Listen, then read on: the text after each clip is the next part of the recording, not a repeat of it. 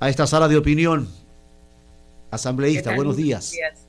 ¿Qué tal? Muy buenos días. Siempre un gusto compartir con ustedes y la maravillosa audiencia de Radio Morena. Aunque no es lo mismo acá en vivo, ¿no? No, para nada. Aunque siempre me deben café, me deben bolón, me deben todo, pero no, bueno, Bueno, toca, no pero importa. Me encanta estar con es ustedes. mejor tener pendientes de A esa propósito naturaleza. de A la ver, noticia. doña Paola, sí. Como ciudadanos esmeraldeños creo que nos preocupa. La violencia se incrementa en nuestra provincia. No hay sitio que digan aquí hay seguridad. Atacames, el sector turístico está un poco controlado, pero ahora hay secuestros, Vuelta Larga, Limones, San Lorenzo, no se diga, la capital. Se decreta el tercer estado de excepción por parte del gobierno central, pero la violencia se sigue incrementando. Mi pregunta, ¿hay argumentos entonces para que la ciudadanía, el pueblo ecuatoriano diga, no hay quien nos controle, no hay quien nos dé seguridad, y puede esto llevar a motivar un juicio político al señor presidente de la República? Bueno, antes de contestar su pregunta, su interrogante, mi solidaridad con los trabajadores de los medios de comunicación incautados. Es evidente que en este país los derechos se vulneran a vista y paciencia de todos. Ojalá esta fuera una cruzada que hicieran todos los medios de comunicación, y bien por ustedes que desde su espacio alzan la voz para que justamente se le pueda cumplir con los derechos. Todo trabajador que ejerce su profesión y que trabaja honradamente tiene que ser honrado con su sueldo, con su salario, y no es posible que los trabajadores de los medios incautados tengan que estar mendigando. Esto es inaceptable, y mi abrazo y mi solidaridad. Sobre Esmeraldas, no solo que no es comprensible que intenten apagar fuego con estados de excepción, que no tienen ninguna estrategia detrás, no tienen ningún sentido, porque en medio de los estados de excepción siguen existiendo ataques, violencia, extorsión, y el estado de excepción se ha convertido en una forma de apagar incendios, pero que no son eficientes ni efectivas a la hora de enfrentar la oleada de inseguridad que está viviendo Esmeraldas. Es allí donde podemos notar el estado fallido, la incapacidad del presidente Lasso para poder abordar el problema de forma integral. Y como lo hemos dicho siempre, aquí hay que dar pasos para, digamos, extirpar el cáncer de raíz. Porque si hay un problema que tiene Esmeraldas, es que las instituciones que tienen que abordar el tema de la inseguridad están cuestionadas. Yo creo mucho en la capacidad de la Policía Nacional, de sus efectivos, de los buenos, de los que siguen poniendo la cara y el cuerpo para defender no solamente a los ecuatorianos, sino también para seguir honrando a esa institución. Pero también hay que ser honestos, hay que ejercer un proceso de depuración interna en la Policía Nacional y en las Fuerzas Armadas, porque mientras sigan siendo los que están vinculados con las bandas organizadas, con el narcotráfico, no va a haber posibilidad que esa institución, que al menos en algunos sectores de la provincia de Esmeraldas está contaminada, vayan a dar pasos eficientes a la hora de enfrentar la inseguridad en Esmeraldas. Los problemas son graves, son desalentadores, porque la gente, la que sigue allí, la que se queda allí, la que no se ha ido, la que han pedido, sobre todo los integrantes de las cámaras de turismo, de producción, de comercio, que han pedido al gobierno, por el amor de Dios, medidas eficientes, porque un estado de excepción, que podría ser una medida parche, pero en cambio termina perjudicando a otros sectores, que son los que esperan que en un feriado. A mí lo que me preocupa es que a veces hay medidas que no son técnicamente pensadas y que terminan siendo golpes duros a la provincia, y analizábamos en un foro hace pocos días que también allí podemos notar las decisiones discriminatorias hacia la provincia. Es allí donde podemos encasillar esto de la discriminación sistémica hacia provincias como Esmeraldas, en donde no solamente no hay intención del gobierno de atender de manera estructural el problema, sino que creen que con un estado de excepción van a resolverlo, cuando terminan perjudicando a otros sectores que siguen poniendo, insisto, la confianza, la plata, el cuerpo, su integridad para seguir invirtiendo en Esmeraldas, pero sin embargo no hay un acompañamiento del gobierno. Esto ya está pasando de castaño claro a castaño oscuro. Esto no se va a resolver con medidas parche y necesitamos que el gobierno, los ministros que están a cargo de estas carteras de Estado, tomen el toro por los cuernos y resuelvan los problemas estructurales que tiene la provincia de Esmeraldas. Son las 7 en esta mañana con 45 minutos. Pongámosle un poco la mirada. Días atrás, semanas atrás, creo que charlábamos con usted en un eventual escenario de juicio político, asambleísta Paola Cabezas. ¿Cuál es la lectura luego de lo vivido hasta el momento de parte del asambleísta de la bancada de UNES? Bueno, creo que la asamblea dio un mensaje institucional muy importante. Si bien el informe que se aprobó no es vinculante, termina siendo un instrumento que pueda ser de apoyo al juicio político, pero creo que ya el pronunciamiento institucional de la mayoría de la Asamblea Nacional ha sido importante. Mediados de esta semana, mediados de marzo, se va ya a hacer efectivo el juicio político. Por parte de nuestra bancada ya hay un interpelante. Creo que la presidenta de la comisión hizo un trabajo que no podría, en este caso, hasta por la institucionalidad, ser desperdiciado. Creo que tiene mucha información y experticia en el manejo de la comisión anterior y va a ser por parte de la bancada UNES la interpelante que ha sido designada por nuestra bancada. Pero esto también implicaría que existan diálogos con las demás fuerzas políticas que conforman la mayoría o que han estado, digamos, apoyando el proceso de fiscalización para que se elija un interpelante, que sean dos los interpelantes que puedan enfrentar este juicio político, sin inventarnos nada, sin cambiar las reglas del juego, porque aquí se está queriendo instalar un relato mediático de que estamos tratando de inventarnos causales que no existen. Y me preocupa mucho porque en realidad yo le tengo mucho respeto al ministro de Gobierno. Creo que su paso por la legislatura le dio una experiencia y una experticia suficiente para que él pueda interpretar lo que la Asamblea Nacional está haciendo ahora. Me preocupa que un exlegislador que ahora funge de ministro desconozca las facultades que tiene la Asamblea Nacional para hacer un proceso de fiscalización. Entendemos que su rol es ponerse, digamos, como protector del gobierno, pero disimulemos un poquito, porque yo creo que la ley y la Constitución está clara y que nosotros en ese sentido no estamos incumpliendo ninguna norma, no estamos declarando loco al presidente, ni estamos yéndonos por encima de la Constitución. Justamente Montecristi dio instrumentos constitucionales para que cuando existan crisis de estas características pueda existir una salida constitucional, que lo establece el artículo 129, y al menos lo que se ha conversado y lo que se ha podido estructurar de acuerdo a la investigación y a los indicios que se tienen, podría ser justamente el numeral 2 del artículo 129, que sería la causal en donde se enfocaría el juicio político. Así que no hay por dónde perderse. Y los legisladores que están ahorita lanzando pirotecnias para desviar la atención del juicio político, pues que el pueblo ecuatoriano lo juzgue, porque es indiscutible que cómo es posible que votan a favor de un informe, pero ahora dicen que no, están reflexionando, que no encuentran suficientes elementos para enjuiciar políticamente al presidente. Muy preocupante. Parece que ya les han llegado al precio o el hombre del maletín ya anda rondando por ahí. No quisiera pensar eso. Sin embargo, creo que las condiciones se dan para que el juicio político se pueda instaurar. Ya hay un pronunciamiento de la mayoría de la Asamblea Nacional y el resto son meros trámites que se tienen que cumplir. 7:48 minutos. Licenciada Perfecto. Paola Cabezas, asambleísta, miembro de la bancada de UNES. Como usted acaba de decir, hoy en día los tiempos han cambiado. El ciudadano ya conoce un poco más, ya sabe. Indudablemente que cree que cuando se habla de herramientas como las que estamos señalando, que recoge la Constitución y la ley, es de soplar, como dice el pueblo llano en el argot popular, y hacer botella, y no es así. Además, esta motivación que tiene que ser, indudablemente, muy, pero muy bien reflexionada, para que tenga también esto que recoge la Constitución, el dictamen constitucional, el control constitucional y el procedimiento del caso. Indudablemente, ¿no?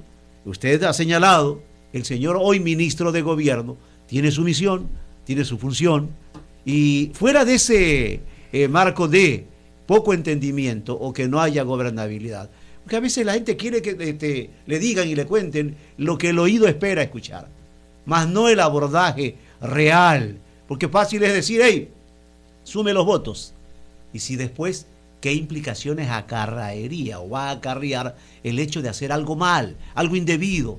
Lesionan, contaminan un debido proceso. El que no sabe es como el que no ve. Cuando alguien no sabe algo y habla con ligerezas, no sabe en lo que se va a encontrar en lo venidero, en la cosa pública asambleísta.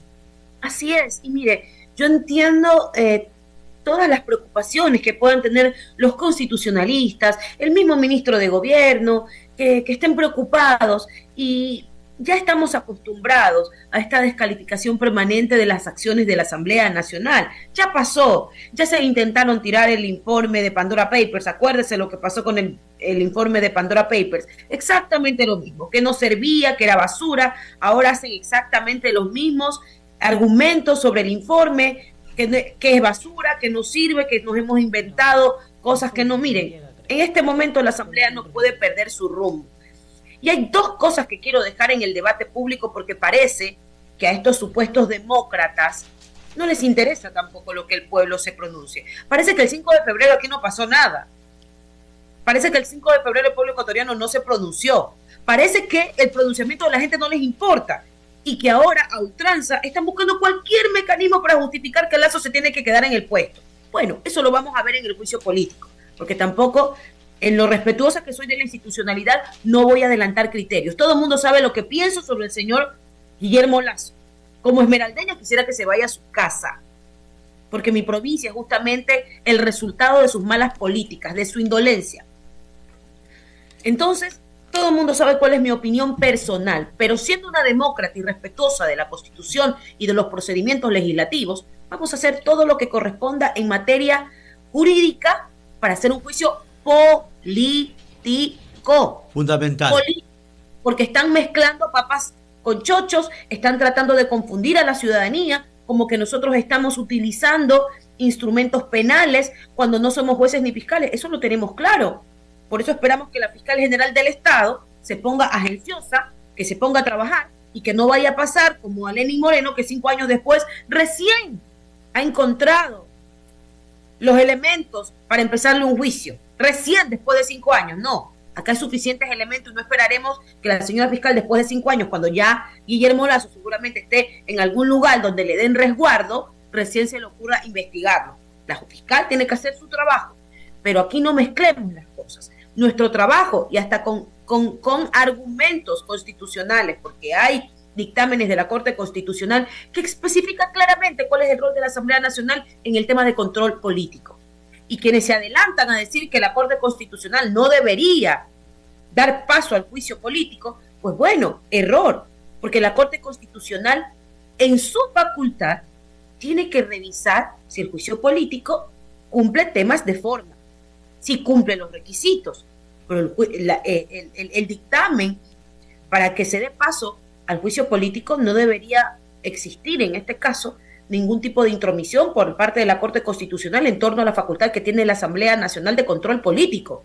Entonces todas esas cosas hay que aclararlas, porque aquí están inventándose mecanismos jurisdiccionales que no estamos cumpliendo con nuestro rol, cuando es indiscutible que el mismo artículo 129 dice claramente que no necesariamente un funcionario debe tener sentencia ejecutoriada para iniciar un proceso de fiscalización en los casos de cohecho, peculado, enriquecimiento ilícito y otros, por si acaso, porque por ahí ya nos quieren cambiar las reglas del juego y eso por allí no va. La Asamblea va a cumplir su rol y quiero dejar sentado esto, porque parece cuando les interesa escuchar al pueblo está bien, pero cuando no les interesa escucharlo, no. El pueblo el 5 de febrero se pronunció y le dijo no al presidente Lazo. O sea, no la bancada de UNES asambleísta da por sentado usted que esa va a ser el objeto para la presentación, la petición del juicio político. No soy interpelante, por eso yo soy muy cuidadosa cuando me refiero, pero creo que se enmarca, es allí donde se enmarca. Desde Adecúa. Justamente las causales, es allí donde se enmarca. Justamente el artículo, el numeral 2 del artículo 129. Es allí donde están los elementos que podrían sustentar el juicio político hacia el presidente Guillermo Lazo. 7:54 minutos en la señal de Radio Morena, la gigante del Pacífico. 7:54. O tenía una más, Víctor Hugo. Aprovechemos que se nos va el tiempo. Sí. Si tenía alguna más. O atienda allí con calma, con tranquilidad. 7:54 minutos. A ver, asambleísta, por favor, Víctor Hugo. Sí, démosle porque el tiempo doña nos Paola, permita. Lo que usted manifiesta, totalmente de acuerdo, pero también escuchar a algunos legisladores que sí, que no, que votamos a favor el sábado anterior del informe de la comisión, pero que ahora hay un grupo político, ya lo que usted manifestó, que quiere desestabilizar el orden democrático y no nos vamos a prestar. Entonces, en la Asamblea Nacional, en el Pleno, en el momento de darse el juicio político, ¿verdad? La mayoría de votos es fundamental, los 92 votos, porque si sumamos quienes mantienen su posición, UNES y los socialcristianos, no llegan a los 92 votos. Mientras tanto, Pachacuti y la izquierda democrática están jugando al guinguirigoco.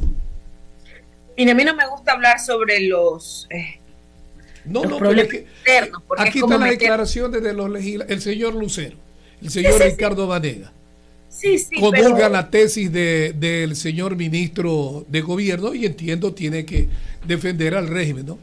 Hay torpezas constitucionalistas. El señor Vanegas, lo digo con mucho respeto, el señor Vanegas debería quedarse como independiente y no hacerle daño a esa fuerza política. Ya una legisladora indígena, porque ese movimiento nació como el brazo político del movimiento indígena, de la CONAIE. La CONAIE es el brazo que moviliza, el de las organizaciones, pero el brazo político es Pachacuti.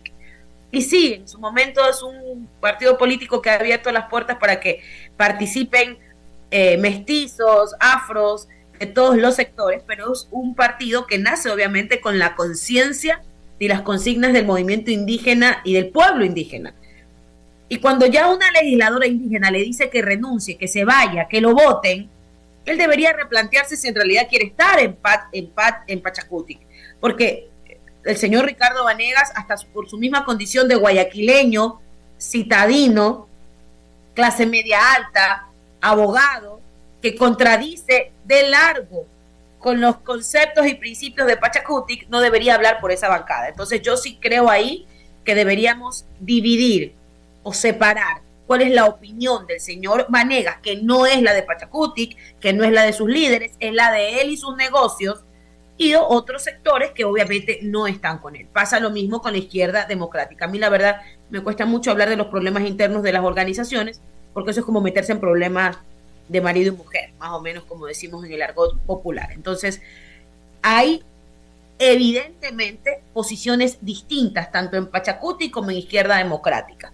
Hay asambleístas que están, es más, recordarle que el inicio de la investigación del Gran Padrino, caso Encuentro, inició por una moción presentada por la colega Yesenia Guamaní, de izquierda democrática. Y yo no creo que a estas alturas Yesenia Guamaní vaya a hacerse a un lado de una investigación que inició con una moción de ella. Entonces, yo creo que allí hay que identificar, siempre uno aspira poder hacer una sumatoria de votos en torno a las bancadas propiamente dicho. Eso solo se puede cuantificar con la bancada del Partido Social Cristiano y la bancada de UNES, porque más allá de que tengamos diferencias ideológicas, hay que reconocer que las bancadas que tienen, digamos, una